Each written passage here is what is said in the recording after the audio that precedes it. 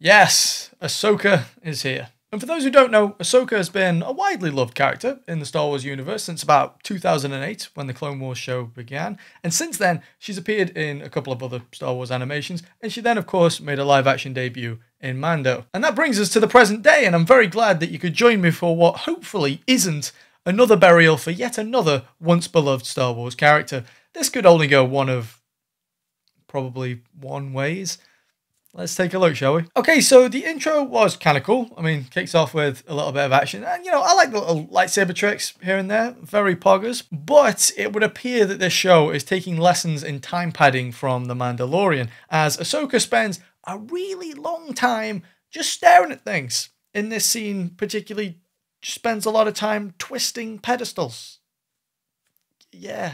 Now, as I'm sure most of you are aware, in my last video I decided to perform to you guys a short play that I'd been writing over the last 10 years or so. It was titled Trying to Enjoy Disney as an Adult in 2023, and of course it was met with nothing but critical acclaim. 10 out of 10 on IMDb, IGN, Metacritic, and of course it was the first production to ever receive a 250% on Rotten Tomatoes. It's just unbelievable. It's almost as though it didn't happen. Anyway, like any widely creative artist, I've decided to make a sequel. So, allow me to present to you guys Trying to Enjoy Disney as an Adult in 2023, Part 2. Oh boy, I sure do like beds, and I can't wait to sleep in this one. Wait! Gasp! I mean, who was that? It was I! And you cannot sleep in this bed yet. What do you mean I can't sleep in the bed yet? Hey, aren't you that guy that broke my biscuit last time? Disney, what are you doing here again? This bed, it needs more bed. I don't know about that. It seems like a very appropriate amount of bed to me. You need an extra duvet, so I got you an extra duvet. Gonna put it on there. Pillows, of course. Lots of pillows. Just gonna put all the pillows down there. You can never have too many pillows. That's my mother. This blanket, which I found, I'm pretty sure a homeless person urinated on it, but adds to the character. There, that's gonna go on there. Auxiliary sofa cushion. Gonna pop that on there as well. But Disney, this is way too much unnecessary bedding. I can't even see my actual bed now. You're right. It needs another mattress, doesn't it? Absolutely not. Oh, you actually brought one. Where should I put this? Should I just I start on top? I start on top of there. It'll be fine just there. This is just too much. Well, come on. I'm not the only one doing it. This sketch you're doing right now is just padding out time in your YouTube video. No, it's not. It's... Huh. Eh? Come on. Well, yeah, you know, yeah.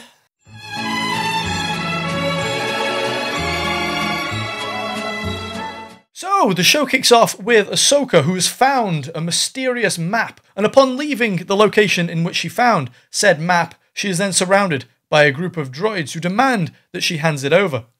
Ahsoka says no. Small fight ensues, and then as the droids begin to lose, inevitably, to the power of Ahsoka, they then decide to self-destruct, which isn't very polite. But don't worry, because they give her just enough time to escape. And by just enough time, I mean they gave her a number of weeks. Initiate self-destruct protocol.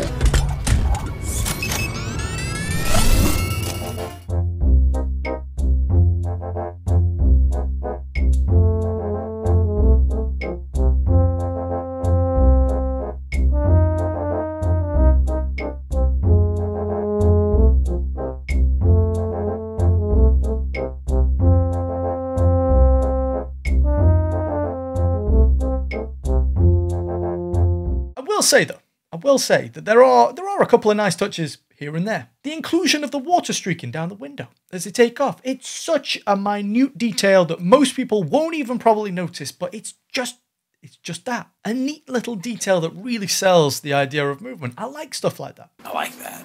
Cool stuff, slick stuff, neat stuff, and I really like that. It's also nice to hear David Tennant once again voicing Huyang, the droid. For those who don't know, he was indeed the voice of Huyang as well in the Clone Wars, making his debut more than 10 years ago now. This, of course, being a show based around Ahsoka, who first made a debut back in 2008 in the Clone Wars show.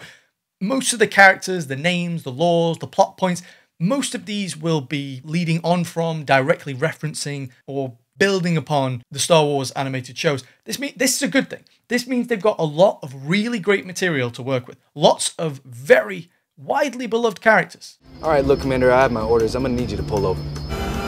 Well, here's a new order. Get lost. Ah, yes. And then, of course, there are the likes of people like Sabine Wren from Star Wars Rebels.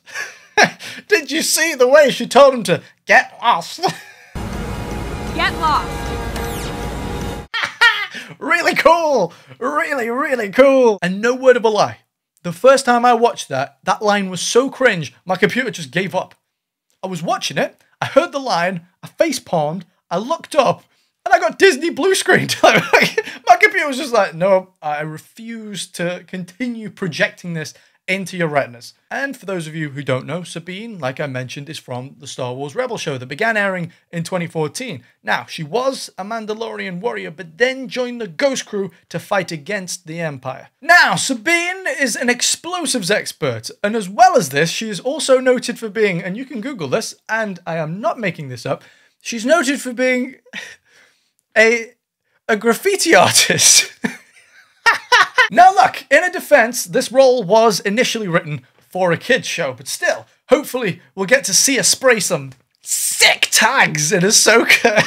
Look, graffiti is cool, but, you know, finding out a Star Wars character is a graffiti artist is kind of like finding an alien that's into body popping. It's you know, when done well, sure, it looks cool, but, you know, in a world full of space magic and lasers, it just doesn't quite hit the same. Hey.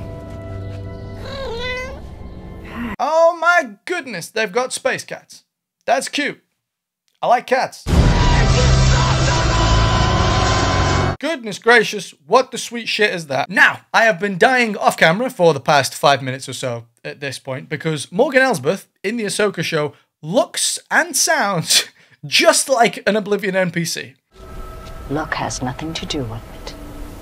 Fate has decided our next move. Imps. I hate them. Little buggers flitting around, tossing fireballs at you. So, AHSOKA needs to decipher the map that she found earlier in the episode. So she takes it to her ex-Padawan, Pink Hair McSpraypaint, and asks her to help her to decipher it. But she also tells her explicitly that the map is not to leave her ship as it's very important and is needed to prevent intergalactic warfare. This isn't just about finding Ezra.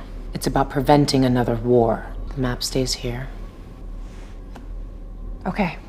AHSOKA then immediately leaves Sabine unattended with the map and surprise, surprise, she runs off with it. Oh boy, I sure hope they didn't write this into the show just to separate the two characters, making it easier to justify the fact that droids come along and steal the map.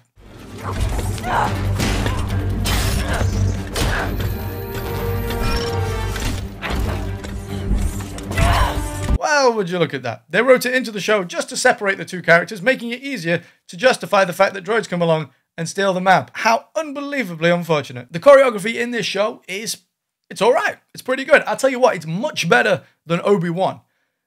Having said that, there are better lightsaber fights to be found in Dora the Explorer than the Obi-Wan show, so that's not saying much, but it's alright. Hold on just a moment.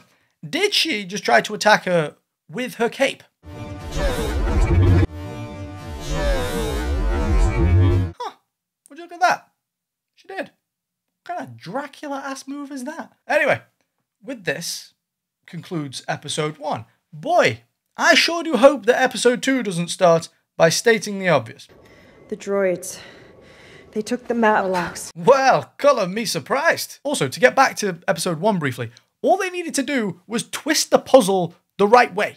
She literally spun the thing like 3 times. Could you not have just had a droid do this in a matter of minutes? So far, this show is suffering with a similar problem to that of the first few episodes of The Witcher Season 3, and that is characters just staring at things for a very long time. And that being entertaining content, apparently. AHSOKA spends 3 whole minutes just staring at various parts of Sabine's home. Now, some of you might be saying, oh, come on now. Now you're just being pernickety. 3 minutes is not that long of a time to stare at something. Well, okay then.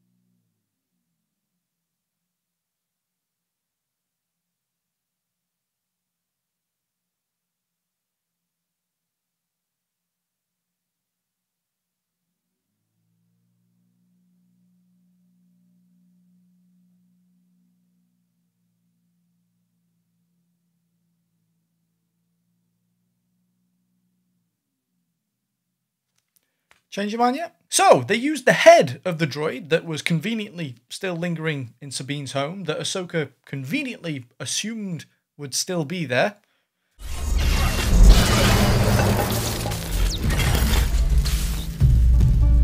I was hoping you were still here. And then Sabine hacks into the head of said droid in order to track where it came from, and now the gang has a new heading. Hey. You did good. Tell that to her. No, you really didn't. You did what you were explicitly told not to do, and in doing so have dropped the entire galaxy into some very hot water and possibly all-out war. You failed to stop a couple of droids from stealing a Rubik's Cube from you, and then got yourself stabbed. And now you're only just beginning to possibly fix the situation that you caused. I don't care if you're incredibly resilient. You did a terrible job, and you shouldn't be praised for it. Like me, this kind of droid is incredibly resilient. Look, female camaraderie is one thing. And I know that Disney wanted to go out and make a mostly female production, and they're not going to want to show women in a bad light. Fair enough. But you know what looks worse than two women butting heads over genuine issues? You know what looks worse than that? blindly praising the women around you for being selfish and fabulously incompetent to such a degree that it threatens the entire galaxy. At that point, you are allowed to put your foot down and say, do you know what? No. You are a colourful piece of garbage who is in way over their heads. Don't quit your day job. I said stop that ship. That's an order.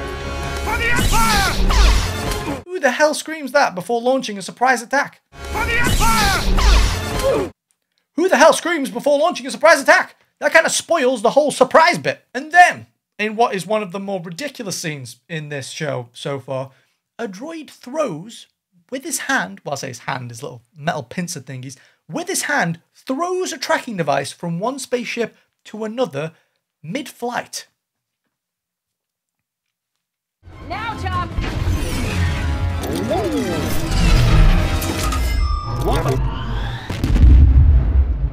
What? Nice haircut. It's more me. No, yeah, it's lovely. It's really, really nice. I like what you did with it. I particularly like the fact that you don't look at all like Oliver Twist.